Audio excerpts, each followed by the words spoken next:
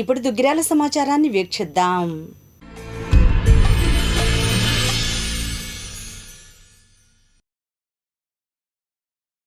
రాష్ట్ర మంత్రివర్యులు నారా లోకేష్ ఆధ్వర్యంలో నిర్వహిస్తున్న సంజీవని ఆరోగ్య రథాన్ని శుక్రవారం దుగ్గిరాలలో నిర్వహించారు. పోలీస్ స్టేషన్ సమీపంలో ఉన్న పురవేదిక వద్ద రథాన్ని ఏర్పాటు చేసి గ్రామస్తులకు పరీక్షలు నిర్వహించి అవసరమైన వారికి ఉచితంగా మందులను పంపిణీ చేశారు. సాధారణ వ్యాధులతో పాటుగా కంటి పరీక్షలు నిర్వహించారు. మొత్తము 100 మందికి పైగా పరీక్షలు జరిపించుకున్నారు. ఈ కార్యక్రమంలో నియోజకవర్గ తెలుగునాడు ఉపాధ్యాయ సంఘం అధ్యక్షులు వల్లూరు నరసింహారావు, మండల దళిత నాయకులు దేవరపల్లి చంటి, ఆరోగ్య రథం ఇన్ఛార్జ్ బొజ్జ బాలు యాదవ్, పర్వతనేని హర్షవర్ధన్, ఉన్నం బాబురావు, రాజేష్, ఆరోగ్య సిబ్బంది పాల్గొన్నారు. మత సామరస్యానికి ప్రతీకగా నిలిచే మొహరంను పురస్కరించుకుని శుక్రవారం దుగ్గిరాల ముర్తుజా నగర్లో వైఎస్ఆర్సీపీ మైనార్టీ సెల్ గుంటూరు జిల్లా ప్రధాన కార్యదర్శి షేక్ సుభానీ ఆధ్వర్యంలో షర్బత్లను పంపిణీ చేశారు. ఈ సందర్భంగా సుభానీ మాట్లాడారు.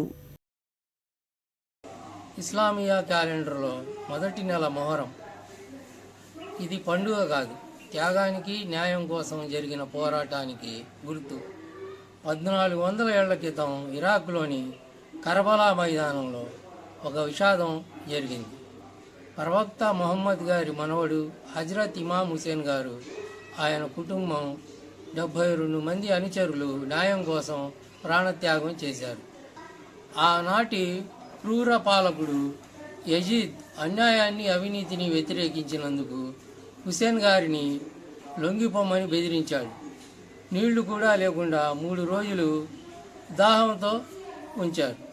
చివరికి మొహరం 10వ రోజు అంటే అషూరా రోజున హుసేన్ గారిని చిన్నపిల్లలతో సహా దారుణంగా హత్య చేశారు.